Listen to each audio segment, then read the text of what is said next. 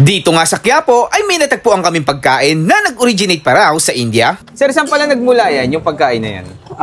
Sa totoo, natutunan ko to sa Malaysia at saka sa Singapore, sa Brunei na rin. Pero actually yung pinaka-originally Indian. At pagdating nga daw sa proseso ng pagluluto ay sadyang kinakamay ang paggawa ng roti. Para sa akin, as nagtatrabaho sa restaurant, medyo matagal-tagal na rin, parang normal na sa akin yung mga ganon. Kasi nakapunta na ako ng Brunei, Singapore, Qatar, Saudi, Malaysia. Apo. Wala pa akong nakita at hindi pa rin ako naka-experience na gumagawa ng roti na may guantes. Kasi maaaring dumikit sa kawali kasi panay hawak mo yan. At dito nga sa Elizondo Street, Quiapo, Manila ay matatagpuan mo ang Wakila Arabian Delights na nagsiserve ng roti. Assalamualaikum, sir. Waalaikumsalam. Pwede po akong pa-order ng pinaka-bestseller nyo po. Yung pinaka-bestseller namin, roti telur. Yung may egg. Sige po. Patry nga po. Sir, ito po ay ano po yan? Dough? Ito yung dough namin. Bale, ano to? Marami siyang mixing. Pero hindi ko na babagitin. Apo, secret po natin yun eh. Bale, basta 9 mixing po siya. Apo, yun. Para pala siyang pizza rin, sir, no? Parang nagmamasa din. So, after ayan, ilalagay na dun, sir. Tapos, egg. Ihalo na rin siya, sir, sa egg. Opo, tapos saka natin itupi para sa mailagay sa gitna yung yung Pwede ba yun, sir, yung pinapalipad-lipad, sir, yung exhibition? Yun, galing ni sir, kung sanay na sanay. Ilang years na kayo, sir, nagaganyan? Sa totoo, medyo matagal-tagal na rin, since 1996 pa po. Tagal na po, no? 1996. Kumbaga, ang tawag na sa inyo, sir, Roti Master. Hindi naman. Hindi ba? Oo, kasi hindi naman tayo master. May alam lang konti. May alam lang. Napaka-humble ni sir. Pero sir, kayo po mga nagtuturo sa mga baguhan na na gustong matuto niyan. Opo. Kasi naano ko na rin po sa mga kaibigan yung natin, yung mga kung paano mixing, gawin, sir. Paano siya i-handle.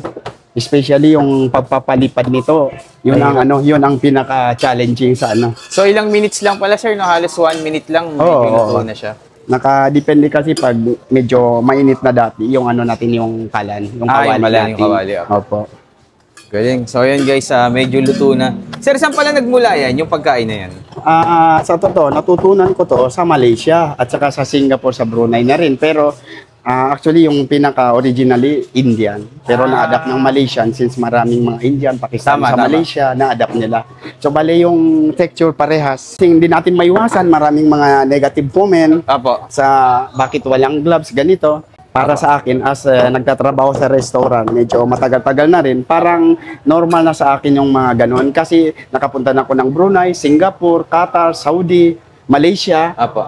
Wala pa akong nakita at hindi pa rin ako naka-experience na gumagawa ng roti na may guantes. Tama, sir. Kasi maaaring dumikit sa kawali kasi panay hawak mo yan. Pero ayon sa ating mga procedure, may mga procedure tayo, kahit sensitibo, dapat natin ibahin kasi yun talaga yung paraan. Tama po. So ito, sir, yung curry. Ito yung adas. So ito naman, sir, yung condense. Ito sa karamihan sa Filipino taste, mostly ito ang ginagamit nila. Sir, magkano naman po yung ganun? Yung roti with egg, 50 pesos po. Mura lang. Sir, salamat po. Sir, ano pong name niyo, sir? Jihad po. Jihad. Salamat po, sir. Jihad po. Opo. Salamat, sir Jihad. Thank you po. Tikman ko na po. Sige po. So bago tayo magtikiman time, guys, kasama pa rin natin ang Super Lola Bagoong. Ayan, guys, ang tunay na bagoong. Napakaganda nito, guys, kasi pino ang kanyang alamang. Tapos hindi malansa and very affordable, guys, for only 128 pesos lang, guys. Available sa lahat ng online shopping app. Matitikman nyo na ang Super Lola Bagoong. Ayan, guys, napakaganda niyan. Try nyo na. Super Lola, ayan. So yung mga ka-food trip, ito guys, titikman na natin yung roti with egg. 50 pesos, roti with egg. Yan. Tikman natin, ha. So meron tayong dalawang sauce na pagpipilian. Itong isa, guys, condensed. Ito daw yung mga gustong-gusto ng mga ng mga Pinoy, ayan. Grabe, guys, oh. Roti with egg. Sarap niya, guys.